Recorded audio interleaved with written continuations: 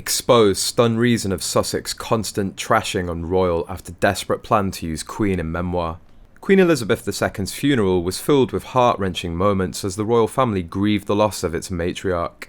Since the funeral was broadcast live, millions of people all over the world tuned in to watch the proceedings, with 28 million watching in the UK and 11.4 million watching in the US. This bird's-eye view led to a discussion of some of the choices that were made, particularly involving Prince Harry and Meghan Markle, Duke and Duchess of Sussex. However, it seems that recently Meghan and Harry have been airing their grievances about these snubs. Prince Harry and Meghan Markle's pals claimed they complained about the royal family's treatment. The Duke and Duchess of Sussex allegedly complained to their pals in London that they were snubbed and mistreated by the royal family during Queen Elizabeth's funeral. Prince Harry and Meghan Markle reportedly didn't feel welcome. Prince Harry and Meghan Markle's friends in London are whispering that the former royals have been complaining they were snubbed and mistreated at Queen Elizabeth's funeral, columnist Richard Johnson has claimed. They both whined that the family wasn't as welcoming as they should have been.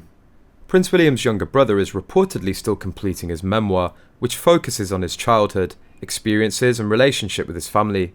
He's reportedly adding another chapter to include the palace intrigue around their trip to England for the funeral of his grandmother. However, the publisher allegedly wanted Prince Harry's memoir to be explosive. They reportedly wanted an attention-grabbing headline for his book. Insiders say that Penguin Random House paid more than $15 million for his story, and they want it to contain scandalous headline-grabbing news, he added.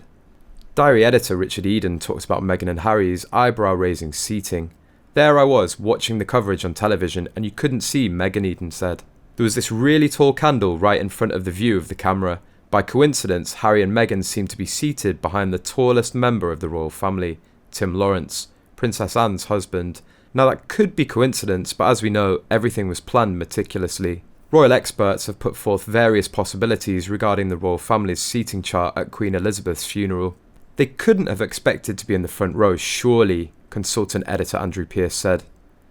They've walked away from the royal family, so they can't possibly expect to do a bit of a pick and mix here and put one foot in and one foot out when it suits them. Mr. Eden hypothesized that Princess Anne's children, Peter Phillips and Zara Tindall, were seated in the front because they're older than Prince Harry. While Eden said, "I'm not sure that the seating was by age. The order was approximately age order, but trying not to split families up. Although Peter and Zara were never working royals, they were seated ahead of Harry due to age." Royal historian Gareth Russell offered a more positive take on Harry and Meghan's positioning at the funeral. "If you know what the etiquette is, it actually is a place of honour," Russell told. "To be the one behind the king is actually a sign of favour. What they seem to have done with this etiquette, though, is not prioritise Prince William or Harry."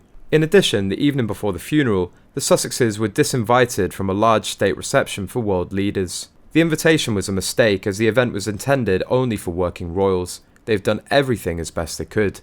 They've turned up, they've smiled, shaken hands, whatever was asked.